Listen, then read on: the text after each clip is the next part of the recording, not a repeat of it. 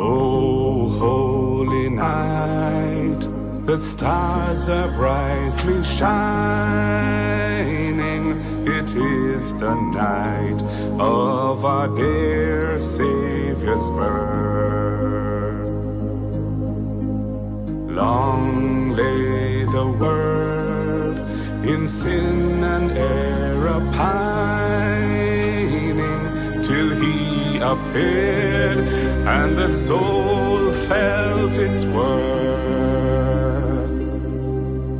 A thrill of hope, the weary world rejoices, for yonder breaks a new and glorious morn. Fall on your knees. Oh, hear the angels' voices. Oh, night divine. Oh, night when Christ was born. Oh, night divine. Oh, night divine. Yes, Mark. Yes, Mark, I hear you.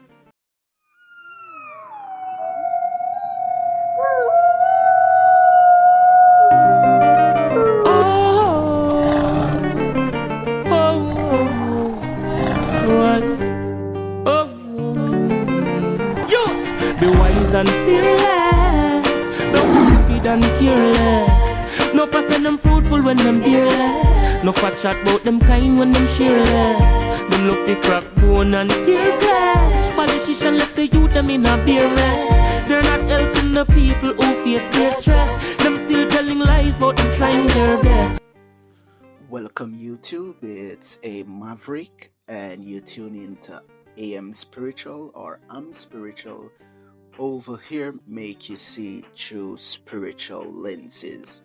Now, you would have seen the thumbnail, you would have seen the title. Mark Golin record his favorite Christmas carol, right? Is this a Christmas deception? Did Christ actually born December 25th? We're gonna get into it.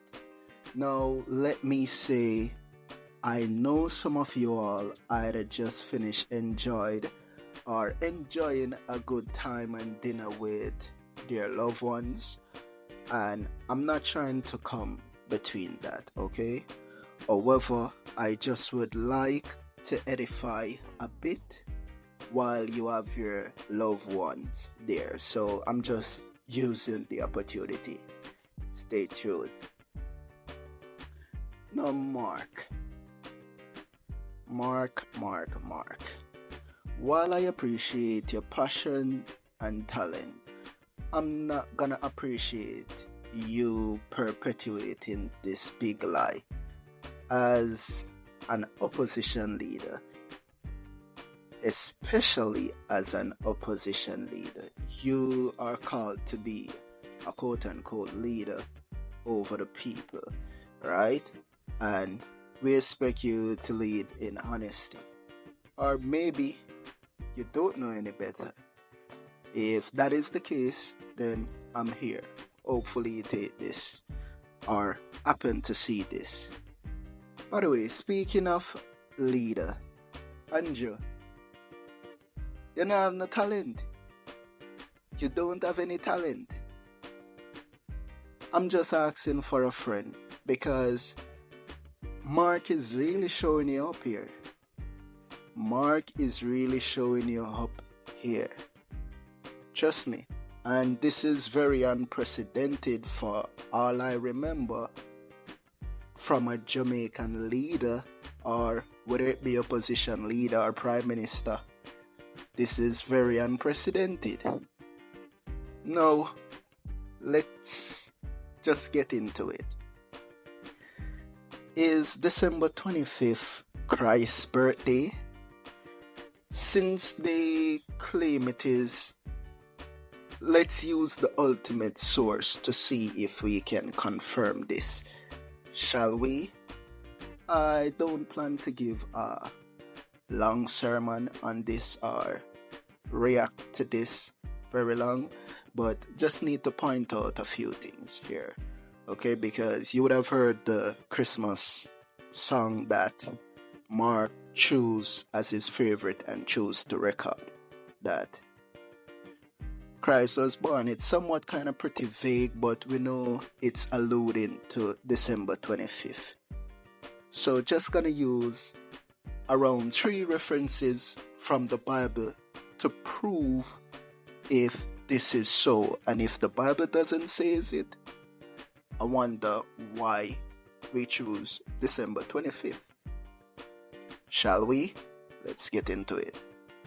Now, the first account I'm gonna pull, because this same Bible would say with 2 or more witnesses, let everything establish. Okay, so I'm actually pulling 2 witnesses to see if it is so that we can confirm the December 25th. So I'm now pulling Matthew chapter 2, verse 1 and 2. Now when Christ was born in Bethlehem of Judea in the days of Herod the king, behold, there came wise men from the east to Jerusalem, saying, Where is he that is born King of the Jews?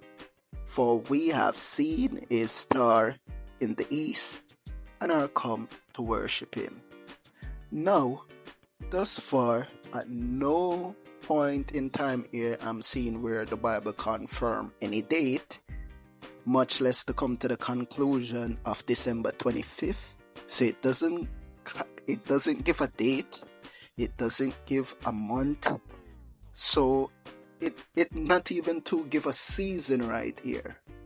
Also, we would have heard that there were 3 wise men, but the Bible here didn't state that it was 3 wise men.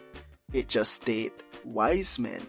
So how they even arrive at the number 3 wise men?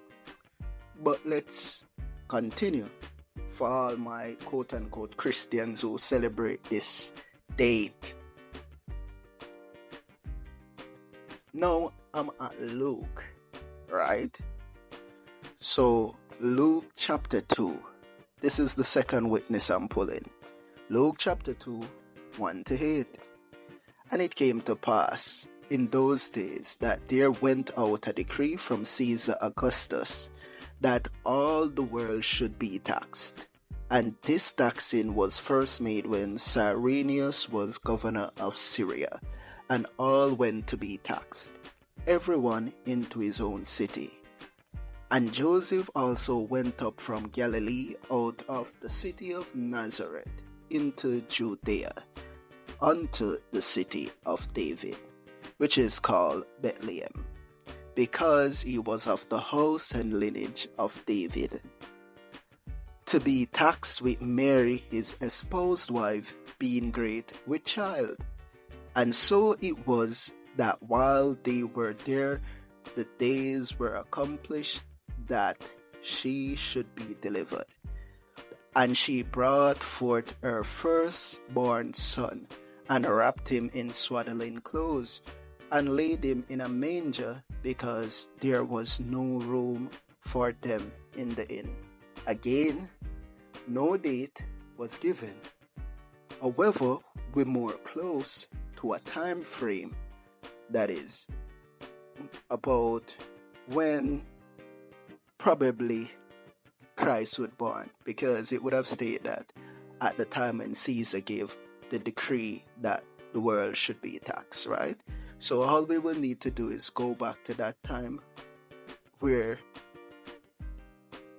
Caesar would possibly decree that the world should be taxed. Also, it would state that, and Joseph also went up from Galilee out of the city of Nazareth unto Judea, which is called Bethlehem, So usually, when you see a man like Joseph traveling to make it his appointed duty to go and do tax, pay his tax. Usually back then, the Romans didn't actually totally eradicate the Hebrew custom. They would have more aligned the custom to some form of holiday that the Jews would have been keeping as well as a ceremony. So in this point in time, there's only three time period that I can think of where all the males should appoint themselves in Jerusalem or go to Jerusalem or a main headquarter to pay some form of tax. As the Bible would say, they should not appear empty-handed. And that would be the Passover, first fruits or Pentecost, and Atonement, Feast of Tabernacles also within that month, and the Feast of Trumpets, right? These are the 3 time periods that the males usually present themselves, because this is the command. Also, these time periods today would have been March for the Passover, as people mostly call it Easter. That is our next topic. Or first fruits, which the people today more known as Pentecost, which would happen or will happen in May. Or the Tabernacles or Atonement or Feast of Trumpet. All these 3 feasts happens in September. So there are only 3 possible times that, or 3 possible occasions that it's possible that Christ was born, and none of them was December. So why not they celebrate Christ's birthday in one of these 3 months? I'm just asking. Let's continue. And there were in the same country shepherds abiding in the field, keeping watch over their flock by night. Again, shepherds will not be watching their flock at night in December. In December, it's really cold. I might have to even do what I would call a breakdown on how the actual months and seasons actually come into play and work. Okay? Now, with that said, we got 2 witnesses out of the way, and none of them prove December 25th. So Christians and people, what we're really celebrating? No, to show that Christmas has nothing to do with Christ. This reference that I'm pulling is before Christ. This is Jeremiah here, 10:2-5. Thus saith the Lord, learn not the way of the heathen. It is highly speculated that Mark is a white man. You have England citizenship or visa or what birth certificate, whatever the issue is. So if he even promoting Christmas, well, he would classify as a heathen, right? He would classify pretty much like a Roman, because the Romans would look like Mark people. And be not dismayed at the signs of heaven, for the heathens are dismayed at them. For the customs of the people are vain, for one cutteth a tree out of the forest, the work of the hands of the workman with the axe. They decked it with silver and with gold. Sound familiar? Deck the halls with boughs of holly, la la la la la la la la. 'Tis the season to be jolly, la la la la la la la. Or better yet, want a image? They fasten it with nails and with hammers. that it move not. They are upright as the palm tree, but speak not. They must needs be born, because they cannot go. Be not afraid of them, for they cannot do evil, neither also it is in them to do good. So here the Bible telling you that we should not even be afraid of a Christmas tree. Because why? People would have this notion in their head back then that if you don't have a Christmas tree at this time of the year, it's bad blessing and this and that. But for those who celebrate it, it's good blessing, I guess, success and prosperity. But right here the Bible is telling you, be not afraid of them, because it cannot do evil nor good. The Christmas tree is pretty much pointless. So what people who claim that they believe in God is celebrating, this is before Christ born. This is Old Testament. So this custom that was warned about is being practiced way before Christ. So with that, I don't think I need to go more into it, but I just want to use this opportunity to edify somewhat on this topic. With that, I leave it right here. Hope you all learn, get something from it, because many of times people may talk that the Bible said this, but the Bible doesn't say it. So now that you see that the Bible actually says it, what you gonna do? With that, I'm just gonna leave you with Mark singing his favorite song. With that, I'm saying I'm spiritual, be spiritual. Until next time. World rejoices, for yonder breaks a new and glorious